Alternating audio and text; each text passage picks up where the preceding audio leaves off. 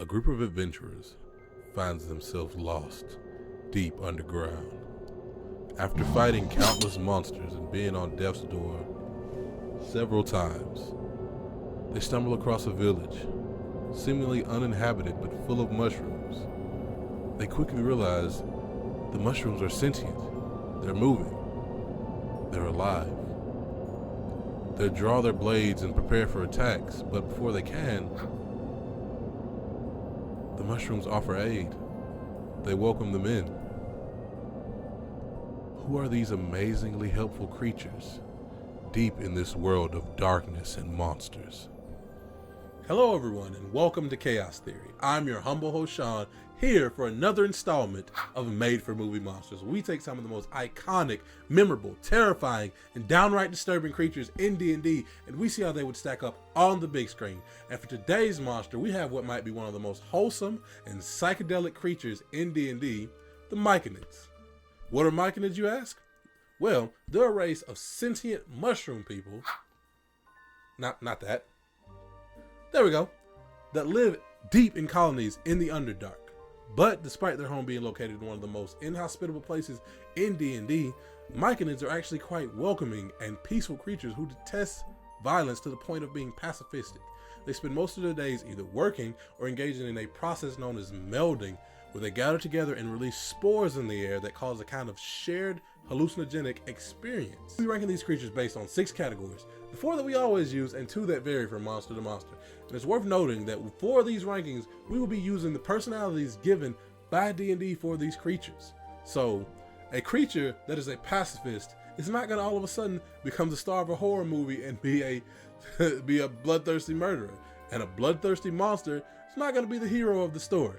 So we'll start with rewatchability. Now this is a tricky one, because not only do we have to think about what type of movie the Myconids would fit into, we have to think about how enjoyable would that movie be on a 3rd or even 4th watch.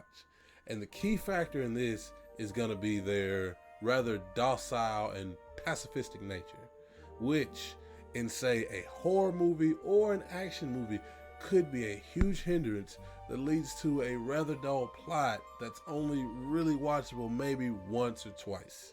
But on the opposite side, the wholesome and rather stoner-esque nature of this creature could lead to some very enjoyable and quite funny moments in a comedy that are just as laughable on the 4th watch as they were on the 1st. And for that, we give the Myconid a B for rewatchability.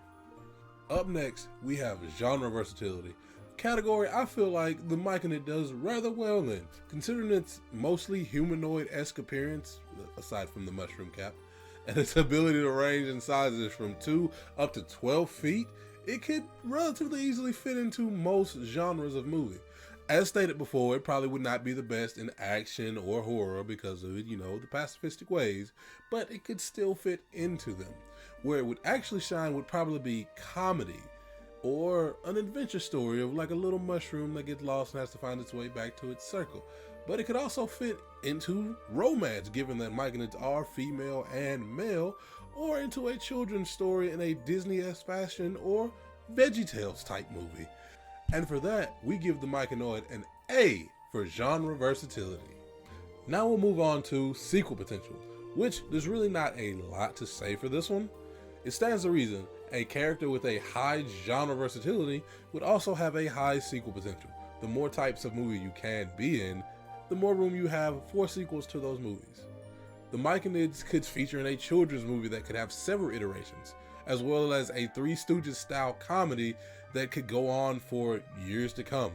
And for that, we give the Myconids an A for sequel potential.